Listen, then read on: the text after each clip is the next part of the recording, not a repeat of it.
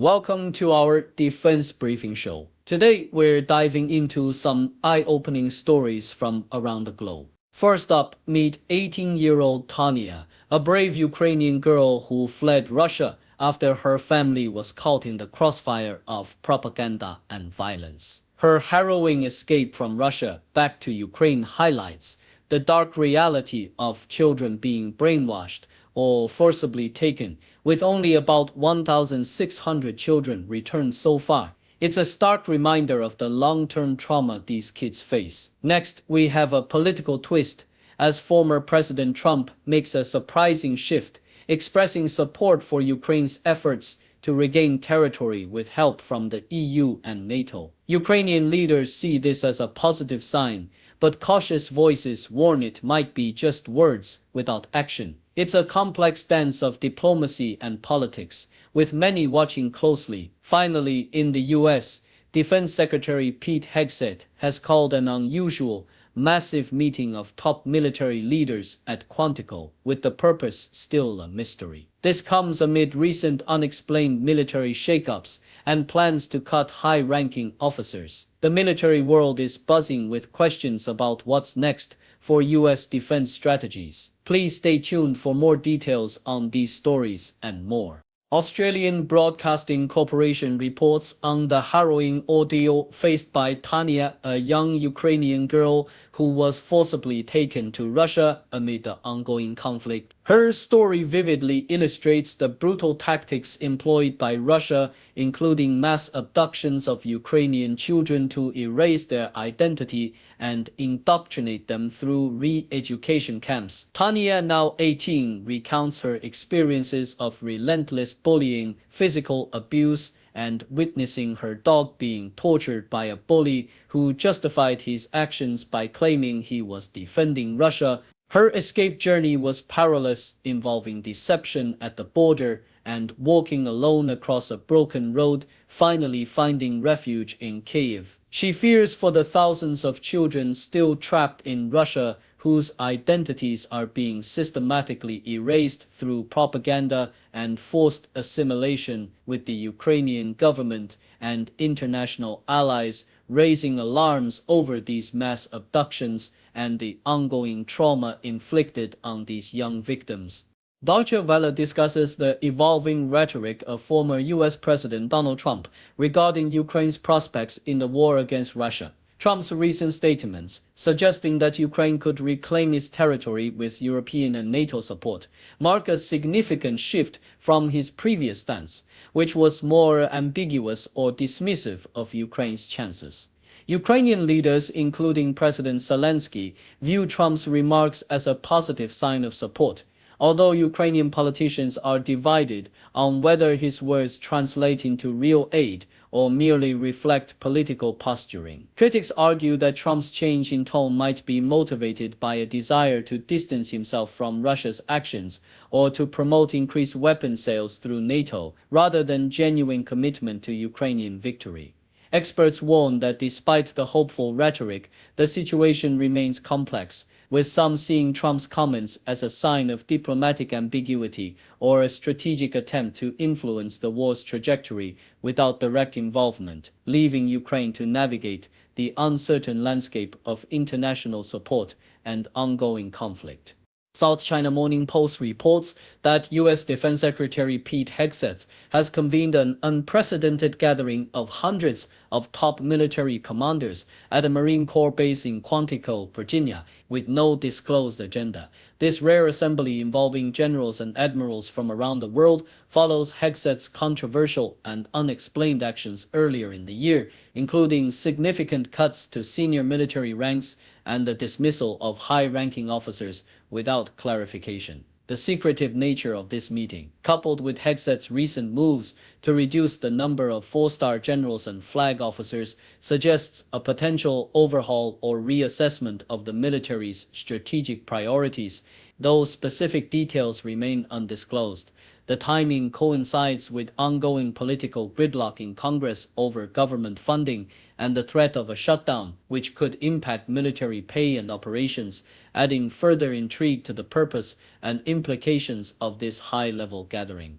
Yahoo US emphasizes the gravity of this larger-scale in-person meeting called by Hexes, who earlier in the year expressed interest in reviewing the necessity of the numerous four-star generals in the US military, suggesting a possible downsizing or restructuring effort. The meeting's purpose remains shrouded in mystery, with speculation ranging from a potential rollout of the new national defense strategy to discussions on defending the homeland amid rising geopolitical tensions. The timing amid congressional deadlock and the looming government shutdown underscores the significance of this event, hinting at possible major shifts in military leadership and strategy. Hex's recent actions, including firing senior officers and calling for force reductions, point to an aggressive push to reshape the military's leadership and operational focus, raising questions about the future direction of U.S. defense policy.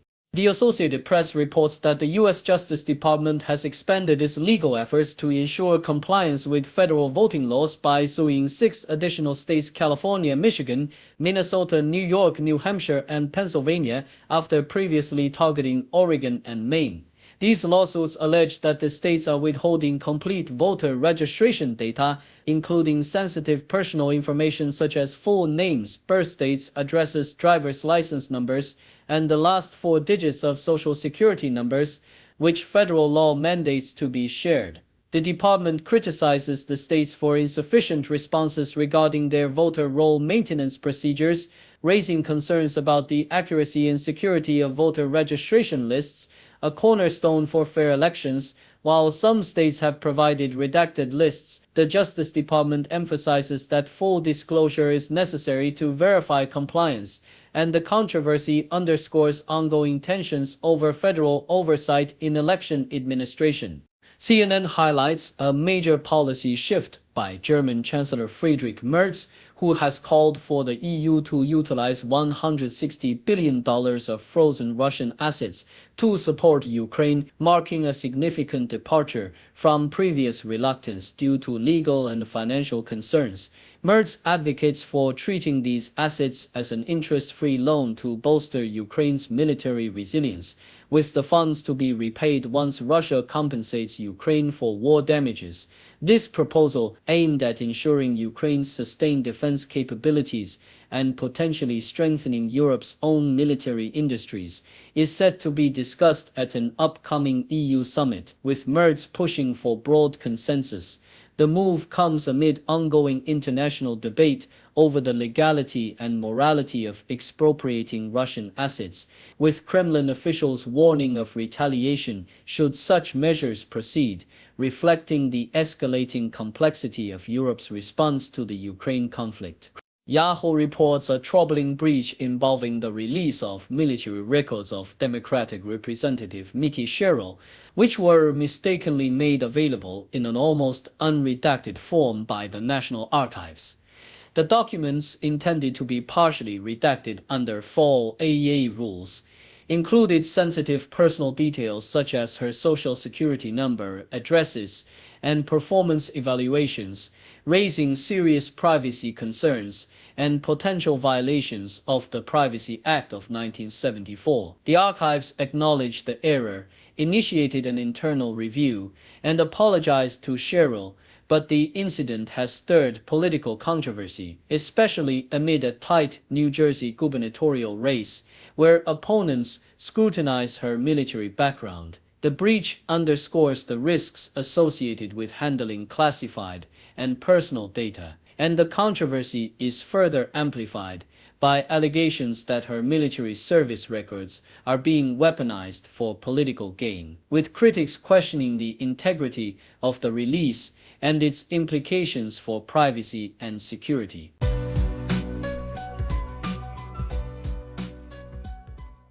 The Australian Broadcasting Corporation reports on the alarming prevalence of anti-Palestinian racism within Australian schools, revealing a disturbing climate of fear, censorship, and discrimination. The Australia-Palestine Advocacy Network (APAN) documented numerous testimonies from students, teachers, and community members, illustrating how individuals expressing solidarity with Palestine or displaying cultural symbols like keffiyehs and badges faced verbal abuse, physical attacks, and institutional punishment. For instance, a Palestinian teacher was barred from wearing her grandmother's keffiyehs, and students were reprimanded or even expelled for discussing Gaza or showing Palestinian symbols. Academic Ryan Al-Natour emphasizes the contradiction between Australia's celebration of cultural diversity and the silencing of pro-Palestinian voices, highlighting the widespread and subtle nature of this racism, which deeply impacts the mental health and safety of the affected communities. The Sydney Morning Herald shares a poignant story of Tatsuyuki Moroi, a 99-year-old Japanese man whose long life exemplifies the vitality and purpose that can come from staying active into old age. Japan's aging society presents a stark contrast to Australia's, with many seniors actively working, volunteering, and contributing to their communities. Moroi's own experience of working into his 80s underscores the importance of employment for older individuals, not just for economic reasons, but for mental and social well-being. The narrative advocates for a cultural shift in Australia to encourage older adults to remain engaged, whether through formal work or mentoring roles, which can combat loneliness and foster intergenerational connection. Personal stories from the author's grandfather reveal how staying active enhances health and happiness, while also offering valuable lessons from history, emphasizing the need to value and integrate older generations into society. Deutsche Welle reports on Ukraine's escalating tensions with Russia, with President Volodymyr Zelensky issuing a stark warning to Moscow's leadership. In an interview at the United Nations, Zelensky threatened that if Russia does not cease its aggression, Ukraine's military could target sites deep within Russian territory, including the Kremlin, now within striking distance thanks to newly available long-range weapons. Zelensky clarified that Ukraine would focus on military targets, not civilians, asserting that Kyiv is committed to defending itself without crossing ethical boundaries. Meanwhile, U.S. support remains ambiguous, with recent shifts in American policy reflecting frustration with Russia's lack of progress in peace negotiations. Zelensky reaffirmed his dedication to ending the war and dismissed accusations of authoritarianism, emphasizing his intention not to seek re-election once peace is restored. The evolving geopolitical landscape underscores the high stakes of the conflict, with Ukraine positioning itself for a potential escalation if diplomatic efforts fail.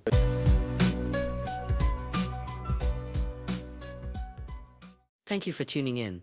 The content above showcases the latest briefing reports and analytical synopses thoughtfully curated by the 6DO team. These insights stem from a wide array of reputable media outlets, think tanks, government sources, and specialized experts worldwide. We encourage you to explore these sources for a comprehensive perspective. Keep in mind that while the content may not always align with the official standpoint of 6DO Brief, it's not meant to be taken as absolute directives for decision-making. Comprising seasoned media professionals, learned scholars, and accomplished scientists, the 6DO team embodies a trailblazing, fully independent media entity. To customize 6DO Brief to meet your professional needs, you have the option to subscribe to a diverse array of briefings on our website, 6dobrief.com. Regardless of your location, you can conveniently receive 6DO Brief via email.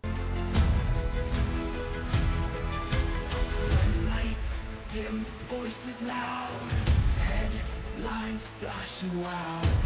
World in a flame and now, stories told, it's time to vow. Eyes glued, truth pursued, understanding woven through. Heartbeats race breaking through, knowledge spreads the new view. Breaking the news, breaking the day, truth and insight our way. Every story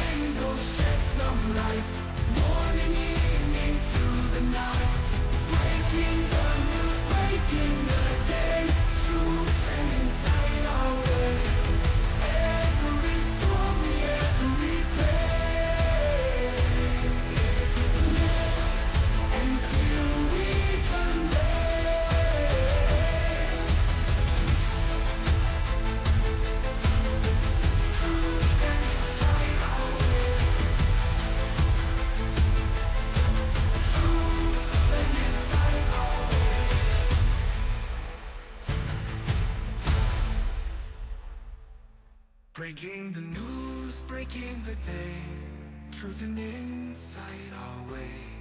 Every story, every play, living clear we convey.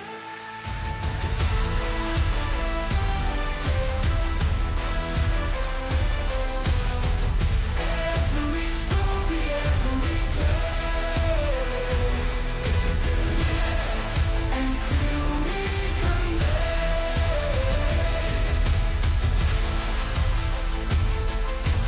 Truth and insight our way. Truth and insight our way.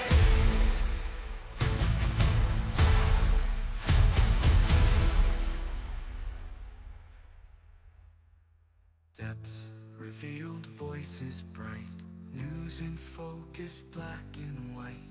Every angle sheds some light, morning, evening, through the night. Breaking the news, breaking the day. Truth and insight our way.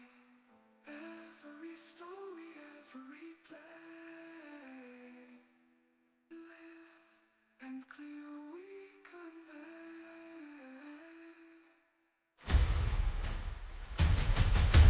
Breaking the news, breaking the day.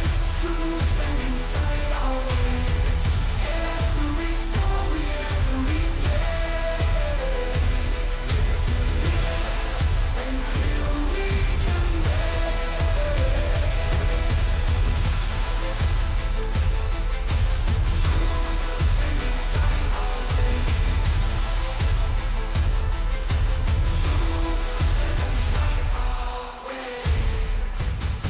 Truth and insight